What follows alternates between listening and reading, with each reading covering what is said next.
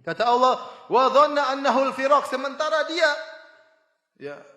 yakin dia akan meninggalkan dunia ini. Al-firaq artinya dia akan meninggalkan dunia. Sudah, ini kondisi di sakaratul maut. Wa dhanna annahu al-firaq, maka tatkala dia akan meninggal dunia, terbuka pandangannya melihat macam-macam. Dia akan melihat malaikat, dia akan melihat ini, melihat anu. Wa dhanna annahu al-firaq, dan dia yakin dia akan meninggalkan dunia ini.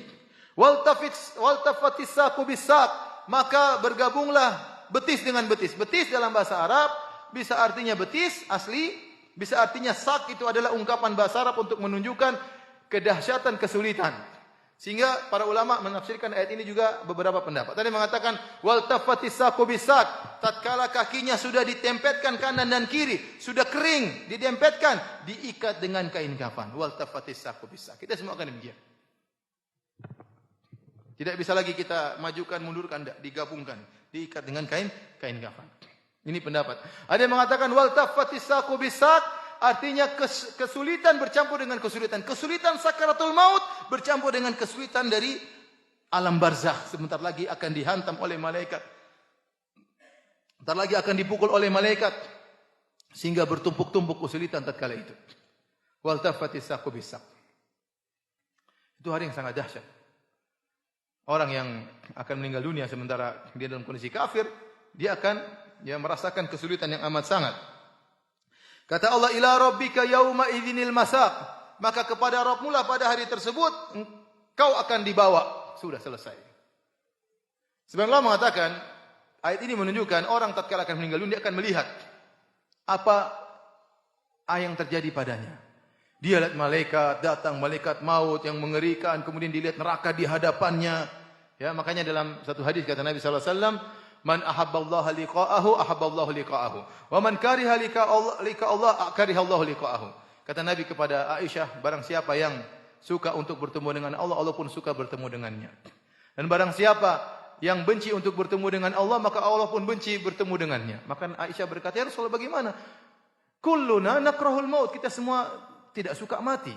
Kata Rasulullah, bukan begitu wahai Aisyah. Maksudnya seorang akan meninggal dunia, kalau seorang mukmin akan meninggal dunia, busyira, maka diberi kabar gembira tentang kebahagiaannya, tentang surganya, maka dia ingin segera meninggal dunia supaya bertemu dengan Allah Subhanahu wa taala. Adapun orang kafir, pelaku maksiat, maka tatkala akan meninggal dunia akan dilihatkan bagaimana azab yang akan dia rasakan, hukuman yang akan dia rasakan, maka dia benci untuk mati, semakin tersiksa. Itulah maksud dari hadis ini. Sehingga dijadikan oleh para ulama firman Allah, ila rabbika yauma idzinil masaq, maka pada hari tersebut dia akan dibawa sesuai dengan aturan Allah. Sebelum dia meninggal dia sudah melihat berbagai macam kondisi yang buat dia ketakutan. Kata Allah Subhanahu wa taala, fala saddaqa wala shalla. Dia waktu di dunia tidak pernah bersedekah atau tidak pernah membenarkan Allah dan Rasulnya, wala shalla, dan dia tidak pernah salat. Abu Jahal dan teman-temannya. Walakin kadzdzaba wa tawalla, akan tapi dia mendustakan dan berpaling. Tsumma dhahaba ila ahli yatamatta, ini sikapnya di dunia. Inilah kalau dia meninggal begini, di dunia kayak apa dulu? Dunia dulu tidak pernah membenarkan. Selalu mendustakan. Berpaling, dibacakan ayat Allah berpaling. Tidak pernah mau salat, tidak pernah mau sujud. Sombong, angkuh. Tsumma dhahaba ila ahli yatamatta, kemudian dia berjalan menuju keluarganya dalam kondisi yatamatta, sombong dan angkuh. Sudah tidak salat, tidak beriman, mendustakan agama, berpaling, sombong lagi. Aula laka fa aula, celakalah bagimu. Ini ungkapan aula artinya celaka. Celaka kepada engkau. Summa aula laka fa aula, celaka bagi engkau, celaka bagi engkau. Allah ulangi aula 4 kali. Celaka, celaka, celaka, celaka.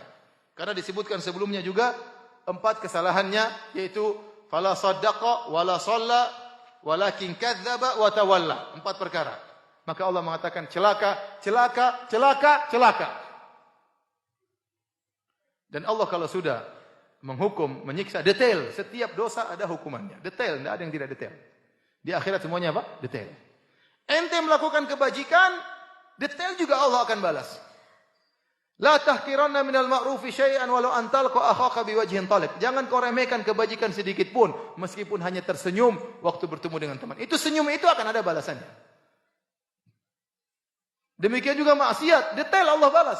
Makanya kata Allah, "Faman ya'mal mithqala dzarratin khairan yarah." Barang siapa melakukan kebajikan sebesar zarah pun dia akan lihat hasilnya. "Wa may ya'mal mithqala dzarratin syarran yarah." Barang siapa melakukan keburukan sedikit pun dia akan lihat hasilnya. Tatkala Abu Jahal Fala saddaqa wala shalla walakin kadzdzaba wa tawalla. 4 perkara dilakukan. Dia tidak membenarkan, dia tidak salat, dia mendustakan, dia berpaling. Kata Allah, aula laka fa aula, thumma aula laka fa aula. Celaka engkau, celaka engkau, celaka engkau, celaka engkau.